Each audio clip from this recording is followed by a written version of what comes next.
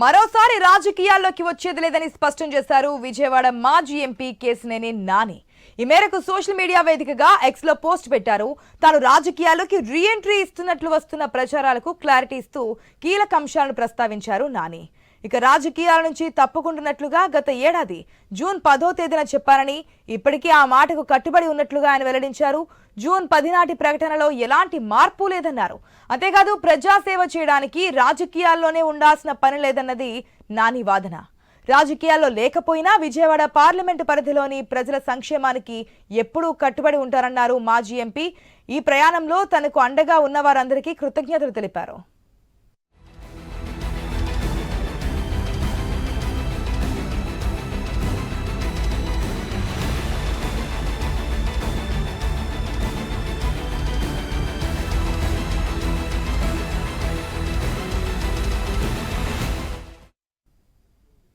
మరోసారి రాజకీయాల్లోకి వచ్చేది లేదని స్పష్టం చేశారు విజయవాడ మాజీ ఎంపీ కేశినేని నాని.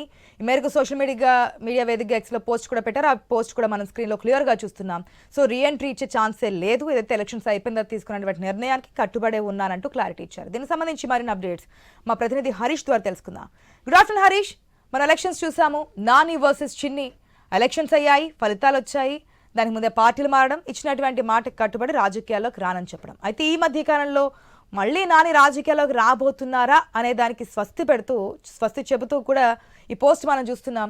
ఏ విధంగా చూడాలి?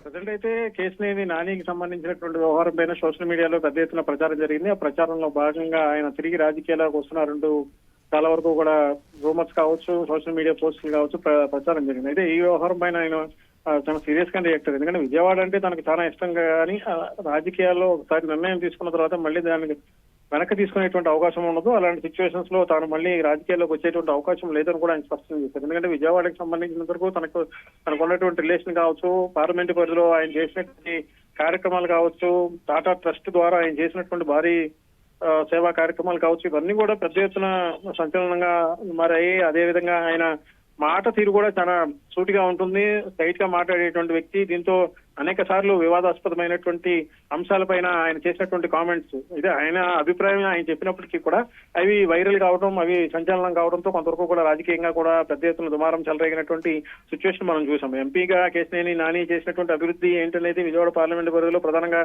రిజర్వ్ కాన్స్టిట్యూన్సీస్ గా ఉండేటువంటి నందిగామ, తిరువూరు లాంటి కాన్స్టిట్యూన్సీస్ లో జరిగినటువంటి అభివృద్ధి టాటా ట్రస్ట్ ద్వారా, టాటా ట్రస్ట్ నుంచి నిధులు తీసుకొచ్చి ఆయన సొంతంగా ఆయన కాన్సన్ట్రేషన్ చేసి పర్సనల్ గా తీసుకుని తన ఇల్లు అనేటువంటి ఒక భావంతో చేసినటువంటి అభివృద్ధికి సంబంధించినటువంటి కార్యక్రమాలు కావచ్చు, ఇవన్నీ కావచ్చు ఆయన పైన ప్రభావం చూపించాయి. అయితే రాజకీయాల్లో జరిగినటువంటి పరిణామాలు, రాజకీయాల్లో జరిగినటువంటి సవాళ్ల పర్వం నేపథ్యంలో జరిగినటువంటి సిచ్యువేషన్స్ అన్ని కూడా ప్రజెంట్ గత ఎన్నికల్లో ఆయన రాజకీయాల నుంచి తప్పుకోవడానికి కారణమయ్యాయి. ఇక ఈ రీ ఎంట్రీకి సంబంధించి జరిగినటువంటి ప్రచారం మాత్రం ఆయన ఖండించారు. రాజకీయాల్లోకి వచ్చేటువంటి అవకాశం మాత్రం ఉండదని కూడా స్పష్టం చేశారు. ఆచా.